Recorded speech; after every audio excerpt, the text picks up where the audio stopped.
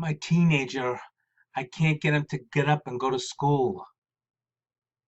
I've taken everything away. I've even tried rewards, and he still won't get out of bed in the morning. I yell and scream, I bang on the door, I set alarm clocks, I remind him, I tell him to go to bed early, tell him to shut his computer off, and he still won't get out of bed. I'm late for work. We start arguing. I get into work and I'm so frustrated, I can't even do my job. How can I get him out of bed? Stop right there. You need to stop and think to yourself, what the hell are you doing? This kid can dress himself, feed himself, clothe himself, and probably do a lot more, but he needs you to wake him up to get to school? Unfortunately, as parents, we've created these little monsters. And I know you may shut this off, but shut it off and you're going to miss a golden opportunity to learn something and probably help yourself if you're in this situation. And we're going to start with one word.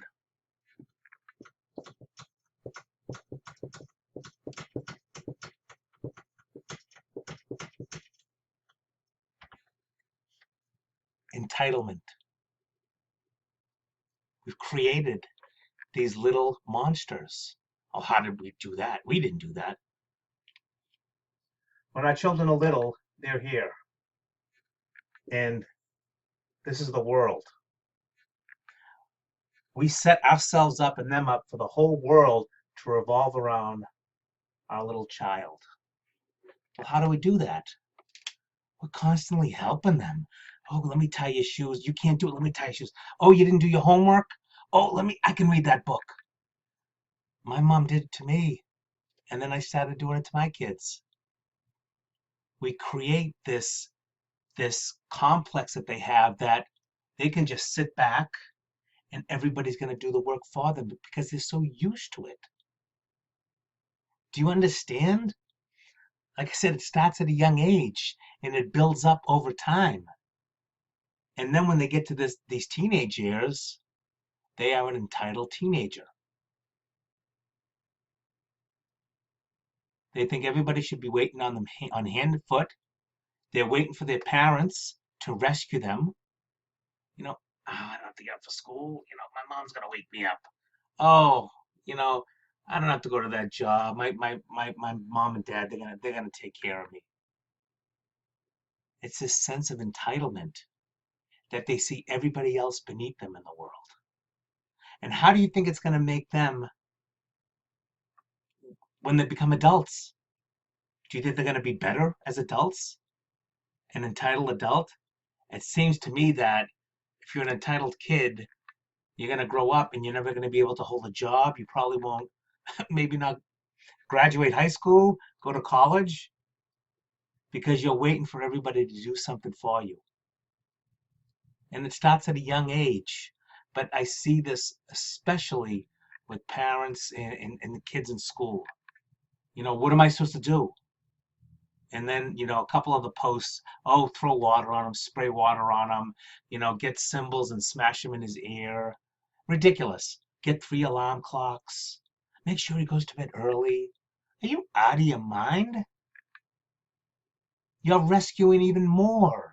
You're giving into even more bad behavior. They're not going to learn their lessons from that. And that mom that was complaining about that, nothing works. Of course not. Punishment never works. Punishment, put him in his room. Who cares? Right?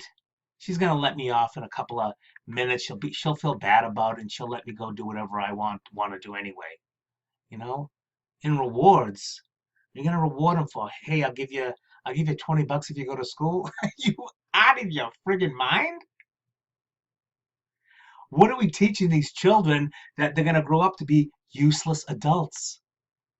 These kids are gonna be running the country. I'm not gonna say anything about politics right now.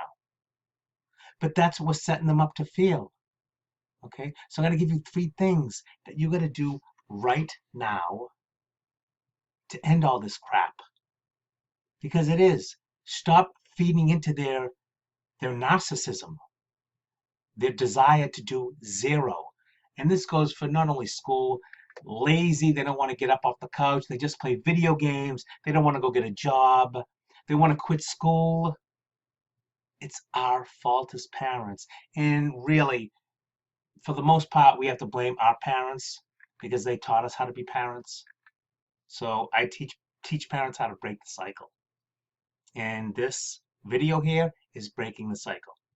So the first thing we do when you have an entitled teenager is you establish big ass boundaries. I don't even know if that spells right. I don't care. I feel as though as I'm getting older, I'm forgetting how to spell stuff more. Spell check's a killer. Boundaries. Oh, well, we have boundaries. No, you have weak ass boundaries. You have boundaries that are so, you know, so wavy and so flexible that the kids know you're full of shit. Okay? I talked to a mom the other day, and I asked her, it's like, well, what kind of, boundaries do you have around, your child in the video games? Well, he can only play for an hour. And I says, well, what happens if he plays over an hour? He goes, well, I'll tell him to stop. What else? I have to yell at him. And I said, well, what if he still plays? I got to start threatening him. And it's like, threaten him with what? Threaten him, I'm going to take the game away. It's like, have you ever taken the game away? He goes, no. It's like, they know we're full of shit. They know we're not going to follow through because we have weak boundaries. So if you want to help this kid get their butts off the couch, get them into school, there's going to be boundaries, okay? And you have to stick hard to them. This is how we run our house. For video games, you get to play from 7 to 9 o'clock. And if it's not off by 9 o'clock, at 9:01, I am taking the game system forever. Not a week, not a month. Give them something that they can really think about. You'll never get it back. I'm taking the game system and I'm going to donate it to, not the homeless. They don't have electricity. I'm going to donate it to whatever, the Salvation Army. I'm going to go give it to a kid that's going to appreciate it. Okay? Boundaries, you need to stick to them and stop caving in because you feel guilty, or a lot of parents feel guilty if there's some kind of a issue with their relationship. Maybe there's a divorce going on, a separation, something happened in the household, and they feel guilty and let those boundaries flex. When you let those boundaries flex, you fail your child. Number 2, learn the word no and use it often.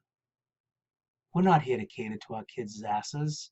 We're here to feed them, shelter them, clothe them, and give them some mentoring and coaching to help them along so they become a successful adult, move out of our house, and don't bother us. Just come and bring the grandkids, and that's it. So learn how to say no. Practice it. No, no, I'm not going to do that. Well, why not? I don't have to explain myself. No. And then the third one, I mentioned it earlier.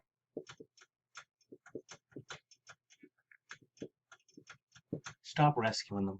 Okay? We can't keep rescuing our children. When we rescue them, they don't learn how to problem solve. They don't know how to cope with they don't learn how to cope. They have no coping skills. I spend a majority of my week in prisons and sober houses speaking to young adults that, why are you here? Why did you become addicted to alcohol and drugs? Oh, because I couldn't deal with my feelings and I couldn't cope, so I drank, I used drugs, I dealt drugs, stole, whatever the case is. They have no coping skills, okay? And when you rescue a kid all the time, they don't learn what it is to have a challenge in life. So you rescue them all through, you bail them out of everything. Make sure we're not going to be late for school. Make sure you get your tests in on time. Make sure you get all your homework done. Rescue, rescue, rescue. Oh, you got a job. Let me make sure I get you to the job on time. You working tonight? Are you going to be late? You want me to drive you? Stop. Because what we're doing is we're setting them up to fail in a huge, huge way. They're going to be waiting for mommy and daddy to help them their whole lives. And they're going to grow up. They've never had a challenge because you never allowed them to have a challenge. And when they do have a challenge in life, when they get older, what's the first thing they're going to do? Is they're going to say, I have no idea what I'm doing. Let me call my mommy or daddy and see if they can fix it. And if you ever plan on being around forever, keep rescuing. But when you rescue, you don't teach them life lessons. And they need to learn at a young age that life is not easy. Life is hard. When you don't go to school, you fail a test, you fail a class, you maybe have to go to summer school. Those are the natural consequences of that. We need to let our children feel those consequences, learn how to problem solve, learn that cause and effect. The cause of this, and this is how I'm going to be affected. If I don't get up for school, I'm going to be late. I could fail the class, and I may go to school for the summer. Cause and effect. Very important.